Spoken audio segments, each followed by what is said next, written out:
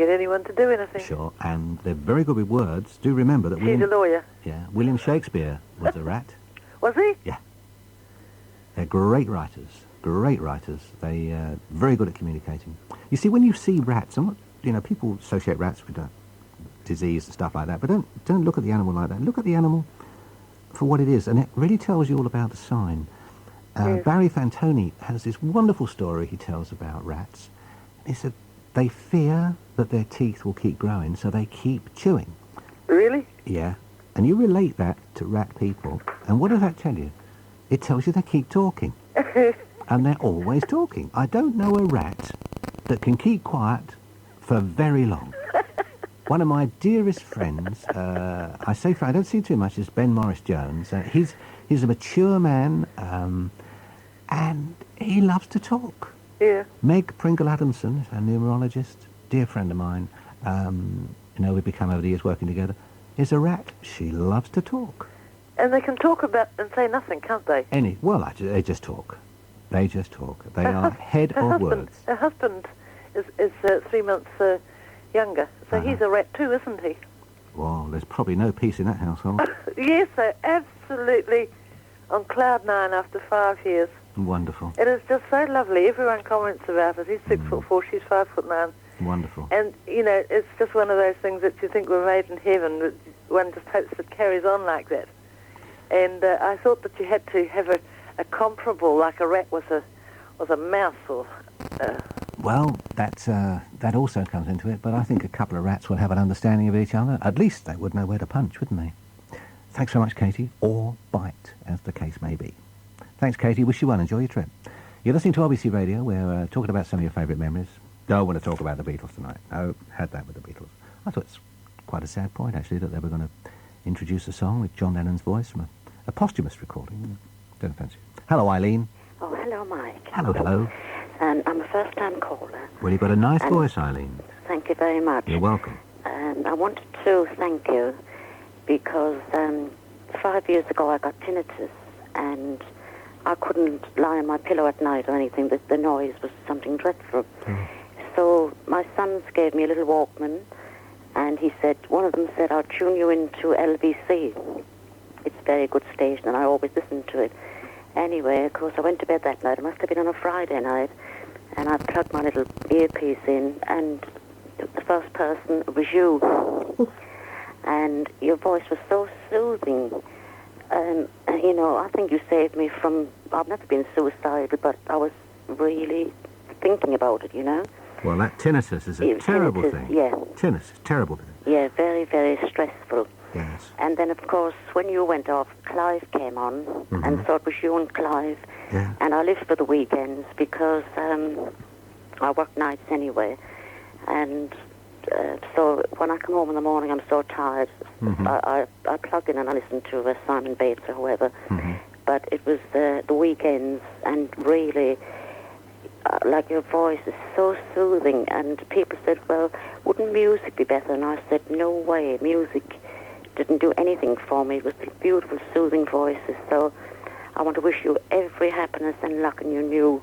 Well, I know you're going to be somewhere, and I shall find out where. I'll be there. And I just want to thank you from the bottom of my heart, really. Well, listen, Eileen, I do appreciate that. It's very kind of you. And I want to offer some good news to you that Clive Bull is returning and will be on 11:52 a.m. on Friday, Saturday and Sunday night in this time slot. Oh, thank you very much. So, and as long as it doesn't clash with wherever you're going to be. Well, I'm greedy. I want both, yes. Well, maybe you could record one and listen to the other. There we are. Oh, yes, that's a good idea, yeah. It's a pleasure. Yeah, so enjoy your little holiday. Well, thanks, Eileen. I hope to catch one or two fish, actually. More restful than music. They say that. Probably doesn't mean too much with the Musicians' Union. They're probably coming out in arms as we do that. Hello, Terry. Hello, Mike. Hello, Terry. Oh, I've been wanting to talk to you for a long time, really. I've listened to you for years. Well, thank you. Yeah, you've helped me a lot, really, because I've lost my husband 3 years ago, and I listen right through, to your program and that. I think you've got a lovely voice. It's a very awkward time, isn't it, for everybody, when you lose someone dear to you, because the family say, "Oh, I'll stay over tonight," and they do all this. But a lot of the time, it's easier if you're on your own, isn't it? Yes. Oh, well, I shall miss you, Mike. I'll just keep tuning in till I find you where you go. Because I could listen to you night and day, really. Oh, please. I should have a very big head at the end of this. Very big head. Oh, and I wish you all the best, Mike. Well, bless you. And right. Terry, and thank you for your support. And as is often the way that I sign photographs, thank you for listening. I mean that, because if you weren't listening, I could be doing this and no good would come of it, would it, really? Wouldn't even frighten the crows off the crops. Bless you, Terry. Do you know, we have another Terry. It's extraordinary, isn't it? Hello, Terry. Oh, hello, Mike. Hello. Sorry, I just started to watch Prisoner Cell Block 8. Have you? Oh, dear. So I'm a Cell Block 8 fan. But anyway, I'm a first and last time caller. I'd just like to say thank you very much for the many years of enjoyment I've had listening to LBC. Thank you very much. And the other presenters. Thank you. We've had a lot of fun doing it. And it's very rewarding, you know, when people have said thank you. It's what we enjoy doing, so okay, that's good. Enjoy Cell Block H. How far are we behind Australia on it now? I don't know. Someone said we're very behind. I speak to some friends who live outside London, yeah, and they say we're very behind, but I enjoy it. Well, that's good. There was a musical, wasn't there? Cell Block H, the musical? Yeah, that's right. Oh, well, listen, I'm not going to hold you up, because there's probably something really terrific coming up at the moment. They're probably going to go on a meal break. Good luck for the future, anyway. Bless you, Terry. Thank you very much indeed.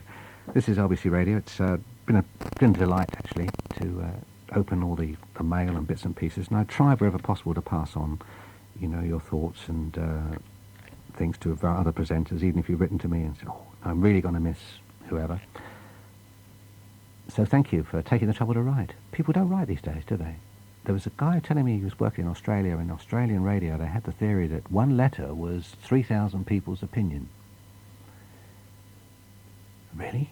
Well, when you think about it, this was sort of in the 70s in Australia, and there weren't that many people living out there then, so I wonder what that means if you get one letter in London, when the population of London is larger than the whole of Australia, isn't it?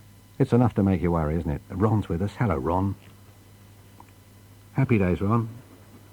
No, Ron? OK, I'll talk to Judith, who's in Boreham Wood. Hello, Judith. Hello, Mike. Hello. Hello. LBC shaped my life in a rather amazing way. I got interested in... It was the one thing it did was interest me in broadcasting, and about 3 years after I started listening to LBC, I joined a hospital radio. Did you? That was 14 years ago. I'm still there. And I love it, and I'm still listening to LBC. Good.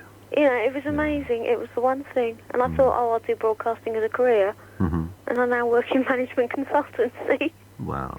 So, but I've literally grown up with it. At the age of 11, I got my first radio. Mm-hmm. And, you know, you'd expect me to have tuned into Capital as a kid. Yes. But no, I woke up with Graham Dean, but I always fell asleep with people like Jenny Lacey and Monty Modlin. Mm. And, Jeremy Beadle. God, I mean, LBC could still confess to starting Jeremy Beadle off. Yes, well... What an embarrassing thing to do. Well, us and Kodak, you know, I mean, what can we do? That's right, But, and Tommy Boyd and Steve Allen through the night. Yes. Yeah, all those names, they've all gone. What a pity. Well, they've moved on to other things. That's right, it really has sort of, you know, it's been great fun. We used to have the listeners' parties, used to sort of come into the studio. Well, they had one the other night, I think. I know, no, we actually used to have them off-site. Oh, I see. Steve Allen, when he used to do Weekend Night Extra, his producer Ian Marshall was leaving. A group of us listeners got together and arranged a stripogram as a present for Ian when he was leaving. Really? And Steve knew all about it, but of course Ian didn't know a thing. And it was in front of about 300 people at the Strand Palace. Oh. Yeah, it just... Magic moments. It was. I've loved LBC. It's been really great. And I must admit, I'm also looking forward to what's coming in the future. Well, things have to change. That's It right. metamorphosises. And there's going to be elements of the old on 1152. And there's a new style of news radio on 97.3. So I think we should, you know, keep that in mind, that before LBC came along, and there was room for that to be your favourite, maybe there should be just a bit of a preparedness to listen to the new one. Thanks, Judith. Wish you well. Bye-bye. Hello, Steve. Hello, Mike. Nice to talk to you. Thank you. On the 7th of October 73, I tuned in my radio to listen to LBC come on the air on the 8th of October, and I haven't gone away since. Oh. I wonder what you were doing then. What were you doing then? What was I doing then? I think... Well, I know what I was doing, actually. I was a disc jockey, but I was working in clubs. I can't remember what I was doing that day, but I think I listened to it. I came home about 4 o'clock in the morning and switched it on so that I would hear. I just heard the frequency, and it was tone or something. Yeah, that's right. And that, I must be an LBC anorak. I even listened to the IBA engineering tests beforehand. You're right. You're an anorak. You're definitely an anorak. An absolute anorak. A total anorak. I've even tuned in my radio to hear you go off in the morning. So for the last 10 minutes at least, anyway. Yeah. But it's been a great 21 years, hasn't it? I think so. I think LBC has probably taught the broadcasting media quite a lot, really, on how to present real talk radio. The strange piece about this, Steve, is that so many people you see on TV and on national radio started on LBC radio. And indeed. The style of... Sorry? David Jessel was the first voice of LBC, if I remember rightly. And I'm sure you're right. I wouldn't dare to question that. Yeah, no, he was. He was. He was the man that brought the station on the air. And then there was Janet Street Porter, of course, who's gone on to slightly bigger things anyway. Yeah. And was it Don Roslin? Don Roslin is not a name that I remember, but I'm sure you're right. Yeah. Well, his daughter presents The Big Breakfast now. Oh, yes. No, funnily enough, I saw an article about that in this evening's Standard, who were doing a little obit on LBC, and they did mention that. So, yeah, you're dead right. Sure. So we're here with the Brian Hayes coffee stain on the wall, and, all those little collectible bits, Steve, that sort of go with the territory. Thanks for calling us tonight, Steve. I wish you well, and I hope you enjoy that which is to come. 973-9733 or 603-1152. Patricia. Hello. How are you? She's gone to sleep. No, she hasn't. Oh, fine. She's here. Oh, good. Good morning, Mike. Good morning. Thank you very much indeed for all very, very happy years of LBC. Good. It's absolutely wonderful. And I wish you all the success. And I shall dedicate my next bungee jump to LBC. Oh, thank you. I tell you what, could you also dedicate the bounce up?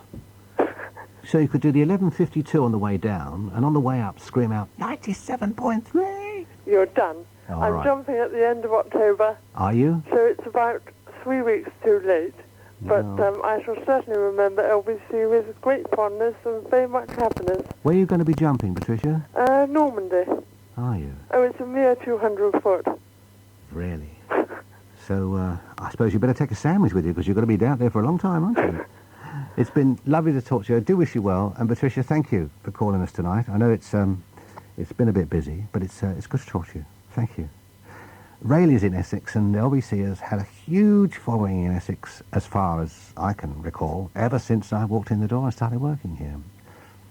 On a Sunday afternoon, when we used to play the music and do the reports and street talk on a contemporary music programme, there always used to be a huge collection of people that used to call in from Essex. I think it was Wickford or something like that. We nicknamed them the Wickford Posse. We were convinced that everyone in Wickford called us. And I went through Wickford the other day, and I think we were right. Hello, Paul. Hello, Mike. Hi. I just rang up to say sorry to hear you going, and hope you do well in the future. Thank you. To thank you for letting me go on Midnight Encounters. What came of it? Tell me. Well, I met a very nice lady. She lives quite a way away from me. She lives up in Wimbledon, but no, we get on very well, phone one another regular, and we have been out, write to one another, and hope to see a lot more of one another in the future. It started a really nice relationship. That's good. Do you know, Paul, if there are any children, maybe, who knows, perhaps you'll call one of them Robbie? Go on. Because he did well with it.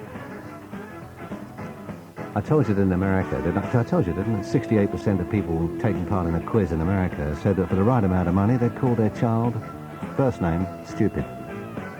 For the right amount of money. It's a worry, isn't it? I'm glad we don't live in America. One listener the other night said they thought Canvey Island was about as far as they wanted to get to America. I pointed out it was in the wrong direction. They said, no, I know what I mean.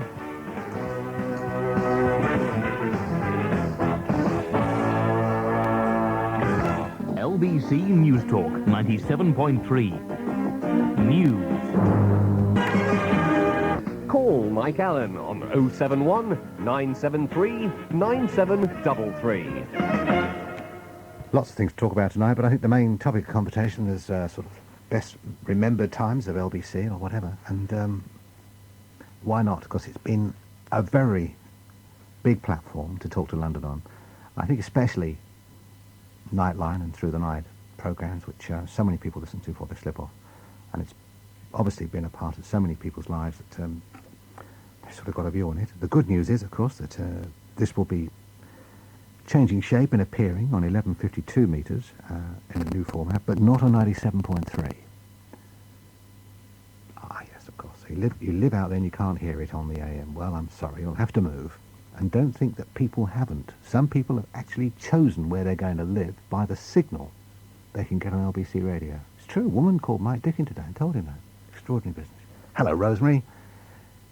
Do you know, we were talking the other night, and I think there was a bit, we got a little bit at cross purposes, but I'm so pleased you called tonight because you always send such very nice notes and things, and I wanted to thank you for those. Oh, I'm so pleased. Michael, since you were living in Holborn, I've been in touch with you.